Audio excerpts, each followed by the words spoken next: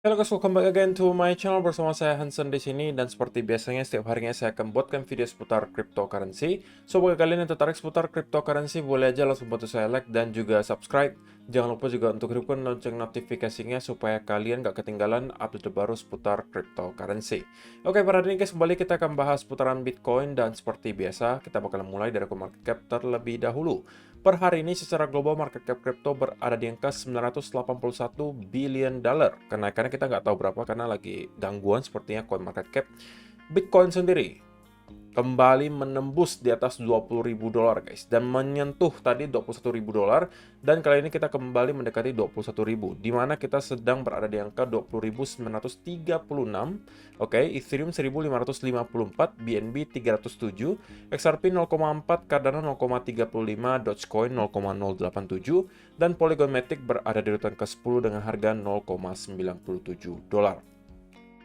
Akhirnya guys, setelah sekian lama kita menunggu, kita kembali melihat market kembali dalam keadaan yang positif. Oke, dan kita udah lama sekali juga tidak melihat ada rally beruntun seperti yang kita lihat selama 1 minggu terakhir.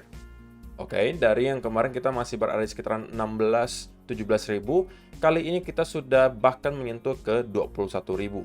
Dan jika teman-teman perhatikan, untuk 2 hari berturut-turut, Bitcoin menjadi top performer di top 10 coin dengan kenaikan 10,98% hari ini ke 20.938. Jadi ya ini tentunya saya pengen ucapkan selamat gitu ya untuk teman-teman yang kemarin berhasil melakukan akumulasi di harga-harga 15-16 ribu, di mana kebanyakan orang masih expect ke 14, 13, 12. Ya harusnya kalian sekarang sudah dalam keadaan cuan dan bisa mempunyai banyak opsi gitu. Antara kalian kalau misalnya hanya untuk trading ya bisa take profit, atau kalian bisa set stop loss dalam keadaan juga profit. Jadi semuanya tergantung kalian lagi mau diapain itu profitnya gitu ya. Atau kalian memang sudah merasa bahwa kita sudah berada di bottom dan kita akan terus melakukan rally, ya tentunya kalian harus melakukan hold. Tapi itu kita akan bahas nanti di chart guys. Sekarang kita masuk dulu ke beberapa berita dan data terbaru hari ini. Nah, dengan ada pergerakan yang lumayan masif guys dalam beberapa hari belakangan, lagi-lagi dalam 24 jam terakhir kita mendapatkan likuidasi yang sangat besar dengan jumlah 95.000 traders yang ke liquid, total value-nya sebesar 603 juta dolar. Dan tidak mengherankan kita melihat ada sebesar 509 jutanya atau kurang lebih 91% dari total 556 ini datangnya dari arah short. Ini juga yang sudah saya sampaikan di video beberapa hari yang lalu guys. Ketika kita melihat Bitcoin kembali rally, maka kita kemungkinan akan kembali melihat short squeeze. Karena saya sangat yakin bahwa masih banyak sekali orang-orang yang menaruh stop loss di sekitaran area 20 sampai 21 ribu. Oke, dan ini akan terus berlanjut kalau kita ternyata akan melakukan rally lagi ke atas. Dan ini menjadi salah satu likuidasi terbesar yang pernah kita lihat dalam beberapa bulan terakhir guys. Kalau terakhir kali kita melihat likuidasi besar-besaran itu di bulan November tahun 2022, tapi ini dari arah long. Sedangkan yang kali ini kita melihat likuidasi besar-besaran itu dari arah short. Gitu ya. Jadi ini yang terjadi dalam 24 jam terakhir. Mudah-mudahan tidak ada satupun dari kalian yang termasuk salah satunya. Gitu ya. Itu yang pertama. Kemudian yang kedua, Crypto.com CEO announces 20% staff cut did not account for FTX collapse. Jadi ya walaupun kita melihat harga Bitcoin dan kawan-kawan lagi naik kenceng-kencengnya hari ini, tapi ya ada sedikit berita negatif datangnya dari Crypto.com. Mereka mengumumkan bahwa mereka akan nge-cut 20% dari total staff mereka di seluruh dunia. Dan ini tentunya menimbulkan semacam pertanyaan gitu. Kenapa dilakukan hal semacam ini? Apakah Crypto.com lagi bermasalah secara keuangan ataukah memang pure ini hanya untuk menghemat saja biaya operasional mereka? Who knows gitu ya. Tapi pada intinya mereka sudah mengumumkan bahwa mereka nge-cut 20% dari total staff mereka. Tapi bagi saya simpelnya begini guys.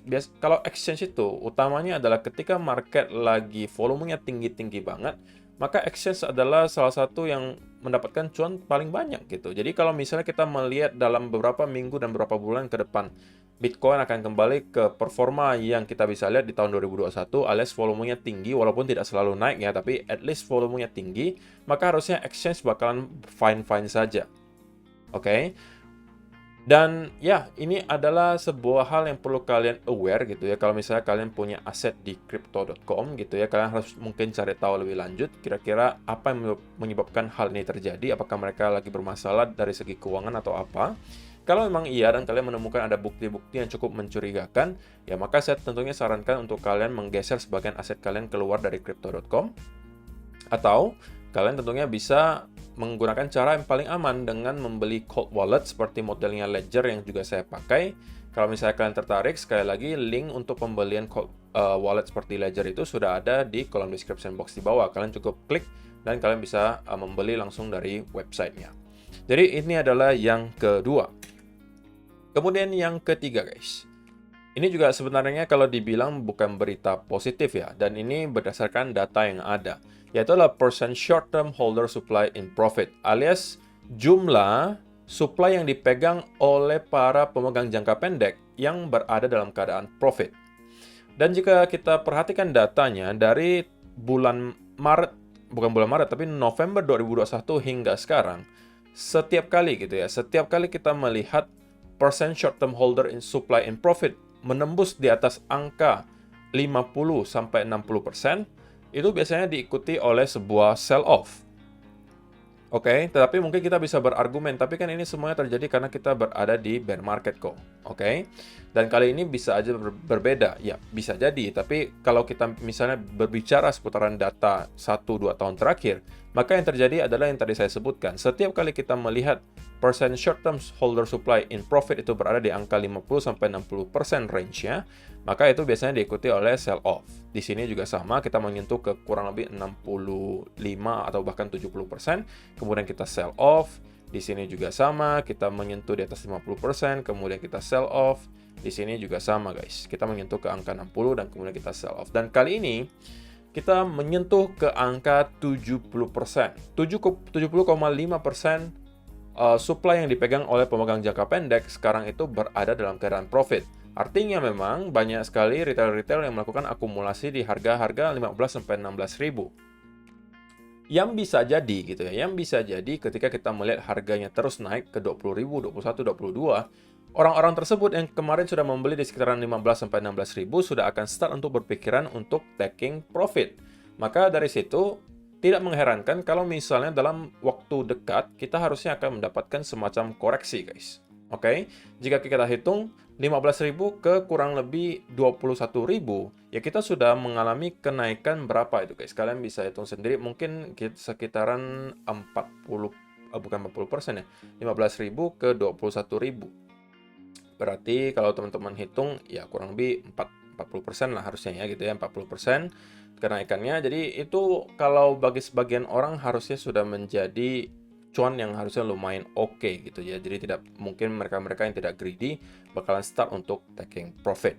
Nah, kita bakalan lihat dan bahas lebih detail nanti di chart. Nah, sebelum kita masuk ke chart, untuk kalian yang masih mencari platform untuk dapat trading di semua aset kelas, terutama kalian yang pengen memanfaatkan volatility di semua aset kelas sekarang, kalian mungkin bisa consider untuk trading di Mitrade. Karena di sini kalian bisa trading di semua aset kelas, baik di cryptocurrency, atau forex, saham, komoditas maupun metal, semuanya bisa kalian lakukan dalam satu platform ini. Dan kalian bisa trading langsung dari handphone kalian juga guys. Mungkin kalian yang kemarin sempat trading di MetaTrader 4 dan MetaTrader 5, tahu bahwa kalau sekarang di handphone atau iPhone kalian, di iOS terutama, itu MetaTrader itu udah di-ban, jadi nggak bisa dipakai lagi. Nah, Mitrade menawarkan solusi di mana mereka punya platform sendiri sehingga kalian tinggal download saja aplikasi Mitrade dan kalian bisa langsung trading melalui handphone kalian.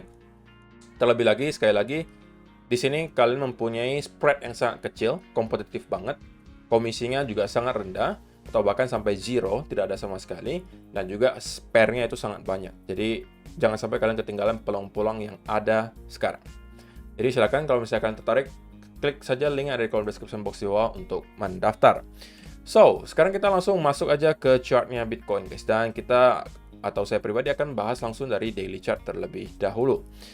Kita ukur berapa persen kenaikan yang sudah terjadi, guys. Ya, kurang lebih seperti yang tadi saya sampaikan, hampir 40% kenaikannya. Hampir 40%. Jadi kalau misalnya ada teman-teman yang mungkin melakukan akumulasi di sekitaran area di sini, maka kemungkinan besar ada sebagian yang mulai start merasa, oke, apakah saya harus taking profit sekarang atau tidak gitu kan? Dan mungkin sebagian memutuskan untuk melakukan taking profit. Maka saya pribadi expect sekali lagi bahwa tidak lama lagi kita harusnya akan mendapatkan semacam koreksi sebelum pada akhirnya kalau memang kita pengen melanjutkan kenaikan, baru kita akan lakukan dari sana. Terlebih lagi, jika teman-teman perhatikan di daily chart, maka indikator RSI itu menunjukkan angka yang sangat amat tinggi guys, yaitu menyentuh di sekitaran 87 sampai 88. Dan terakhir kali kita menyentuh ke area setinggi ini di indikator RSI daily chart, itu adalah di bulan Januari 2021 guys. Jadi kurang lebih sudah 2 tahun yang lalu. Dan itu kemudian diikuti oleh koreksi yang cukup dalam di sini. Sebelumnya juga sama, ketika kita menyentuh kurang lebih area yang sama ya, jika teman-teman perhatikan di sini, ini adalah di sini, oke. Kita kemudian juga mendapatkan sell off, di sini juga sama, kita kemudian sell off sedikit, di sini juga kita mendapatkan sell off sedikit. Nah, yang saya expect terjadi berikutnya adalah hal yang serupa dengan yang terjadi di bear market sebelumnya guys. Ketika kita menemukan bottom di sini, kemudian kita start rally pertama ini, kita konsolidasi di sini membentuk running flat. Dan kemudian kita start lagi untuk rally ke atas. Nah, ini adalah hal yang pengen saya lihat terjadi di Bitcoin, guys. Kalau memang kita pengen sustain naik ke atas, oke, dan menyentuh ke beberapa area major resistance berikutnya yang harusnya akan berada pertama di sekitaran 24 sampai 25, kemudian diikuti 28 sampai 30 ribu dolar. Maka saya pribadi beranggapan bahwa harusnya kita akan mendapatkan semacam konsolidasi tersebut, konsolidasi terlebih dahulu sebelum kita melakukan hal tersebut. Oke, indikasinya tadi sudah saya sampaikan kenapa saya expect akan ada konsolidasi atau koreksi terlebih dahulu. RSI pertama dalam keadaan yang sangat overbought dan ini pertama kali setinggi ini terakhir kali itu di Januari 2021. Oke. Nah, kalau misalnya kita lihat di 4-hour chart ya juga sama, kita juga mendapati adanya indikator RSI yang sangat amat overbought gitu ya, dan sekarang kita sebenarnya menyentuh area yang cukup krusial juga. Nah, jika teman-teman sudah menonton video saya dari beberapa hari yang lalu, maka saya sudah sampaikan bahwa saya pribadi gitu ya beranggapan ketika kita mampu jebol di atas trendline di sini dan kemudian consolidate, maka bagi saya tidak ada alasan lagi untuk Bitcoin tidak kembali menyentuh ke area 21.000 dan sekarang kita sudah mencapai target pertama tersebut guys. Oke, kurang lebih kita udah menyentuh ke area 21.000 dan what's next gitu kan? What's next? Apa yang berikutnya bakalan terjadi kira-kira? Maka itu akan tergantung dari pergerakan market berikutnya sekali lagi. Jika kita mendapatkan adanya semacam konsolidasi kemudian ada tiba-tiba sell off yang sangat kencang seperti ini, oke, maka kita harus sedikit cautious guys. Karena bisa jadi hal semacam ini akan kembali terjadi. Oke. Nah, tetapi kalau misalnya kita mendapatkan semacam konsolidasi yang bentuknya cukup korektif seperti yang kita sudah contohkan tadi, oke, bisa jadi bentuknya seperti bull flag atau misalnya running flat yang manapun itu. Nah, maka dari sana kita bisa expect Bitcoin akan melanjutkan kenaikannya menuju ke area resistance berikutnya yang kalau misalnya kita lihat di daily chart ya harusnya pertama akan ada di sekitaran 22 gitu ya, kemudian ada sekitaran 25, baru dari sana nanti akan 28 sampai 30 ribu dolar. Oke. Nah, untuk teman-teman yang memang nekat yang pengen high risk gitu ya dan pengen mencari peluang untuk short, saya pribadi tidak rekomendasikan untuk melakukan hal tersebut. Kenapa? Karena kalau misalnya kemarin kita melihat drop yang cukup dalam kemudian orang-orang bilang kalian jangan mencoba untuk menangkap pisau jatuh gitu kan. Nah, kalau sekarang kebalikannya, kalau kalian mencoba untuk short sekarang, maka kalian juga mencoba menghalau pisau lagi terbang. Ya kan? Kalau kemarin pisau jatuh kalian hadang gitu kan. Kalau kalian coba tangkap dan kali ini pisau lagi terbang kalian coba tangkap. Jadi sama aja gitu guys. Kalau misalnya memang ditunjukkan di price action bahwa sekarang buyers lagi memegang kendali, maka cara lebih baiknya adalah kalian mengikuti tren tersebut. Untuk tidak melawan, ya berarti kalian harus mencari long setup. Tapi tentunya, kalau misalnya kalian belum sempat masuk dari beberapa area di bawah ini, maka untuk sekarang bagi saya bukan saat yang baik untuk kembali masuk, guys. Oke? Maksudnya kalau misalnya kalian pengen long dari sini, saran saya ya jangan dulu. Kenapa? Karena bisa aja kalian membeli di pucuk gitu. Artinya di pucuk sebelum kita kemudian mendapatkan koreksi atau bahkan bisa jadi reversal. Ya kan? Itu yang tidak mau kalian lakukan. Maka Jika kalian belum sempat masuk dan belum sempat akumulasi di sekitaran area di sini, which is adalah satu hal yang sudah sering saya sampaikan berkali-kali, guys. Kalau bisa start melakukan akumulasi, kalau bisa start melakukan akumulasi. Satu minggu mungkin saya lakukan 3-4 kali. Saya ingatkan ke kalian, guys, ini sudah harga yang cukup oke, sudah cukup murah. Kalaupun drop lagi harusnya tidak akan seberapa. Mudah-mudahan gitu ya, ada sebagian dari kalian yang berhasil melakukan akumulasi di sini. Dan kalau misalnya sudah, ya kalian bisa lakukan beberapa hal yang tadi saya sebutkan. Antara kalian mau start untuk taking profit, kalau misalnya memang tujuan dari awalnya hanya untuk short term trade, atau kalian bisa memasang stop loss di area profit. Oke, jadi kalaupun kita reversal, ya kalian at least masih akan mendapatkan semacam cuan, gitu ya. Nah, jadi kalau misalnya teman-teman yang belum sempat masuk, gitu, maka saran saya pribadi adalah tunggulah semacam konsolidasi atau koreksi sebelum pada akhirnya kalian akan kembali start untuk mencari peluang untuk masuk. Ingat guys, chart itu geraknya tidak hanya ke satu arah. Pasti akan ada gelombangnya, ada wave-nya gitu. Jadi tunggulah koreksi tersebut sebelum kalian masuk. Nggak mungkin selamanya Bitcoin akan terus meroket seperti ini sampai ke atas. Nggak ada chart seperti ini, guys. Oke? Bahkan sell-off semasif ini pun kita akan mendapatkan semacam koreksi. Di sini koreksi, ya kan? Tidak mungkin akan langsung terus-menerus drop gitu, guys. Nah, hal yang serupa juga bisa kita lihat di sini. Walaupun saya nggak mengatakan bahwa kita langsung pasti akan sell off dari sini, tapi bagi saya kalau misalnya kalian langsung buy di sekitaran di sini, ini sangat amat high risk dan kalian beli biasanya atas dasar hanya FOMO saja, tidak ada setup sama sekali, pure FOMO. Kecuali memang kalian hobinya cuma scalping doang, mungkin kalian bisa zoom in ke time frame yang lebih kecil, 15 minute chart atau mungkin 5 minute chart untuk menemukan pattern yang ada. Untuk sementara, secara pattern sebenarnya ini masih terlihat sebagai pattern bullish consolidation gitu ya. Dan harusnya secara probability ini masih akan kemungkinan lebih tinggi kita akan melanjutkan kenaikan mungkin menuju ke sekitaran area 21.000. Kalau kita lihat di sini 21.500-an. 21.500 sampai 800. Oke. Ini bisa menjadi push terakhir bagi saya. Kalau misalnya saya lihatnya ya guys ya, ini belum tentu benar, tapi menurut saya pribadi ini harusnya kalau kita akan meneruskan kenaikan pun, ini akan menjadi push terakhir sebelum kita mendapatkan koreksi besar tersebut. Oke, jadi ini adalah sebuah senario yang menurut saya bisa aja terjadi. Kalau ini terjadi, tentunya ini akan memprovide dua kesempatan. Pertama, kalau kalian yang hobi high risk, mungkin kalian bisa, kalau saya pribadi ya mungkin akan mencari short setup di sekitaran sini. Tapi ini hanya untuk niatnya untuk scalping aja guys. Oke, tapi kalau kalian untuk swing trade dan lain-lain, saya lebih prefer untuk sekarang tentunya mencari peluang untuk long. Ya kan? Jadi saya rasa itu aja sih yang perlu saya sampaikan untuk video hari ini guys. Selamat untuk kalian yang sudah melakukan akumulasi di sini. Altcoin kalian juga harusnya rata-rata performanya lagi oke hari ini. Saya lihat rata-rata naiknya 5%, 6% minimal.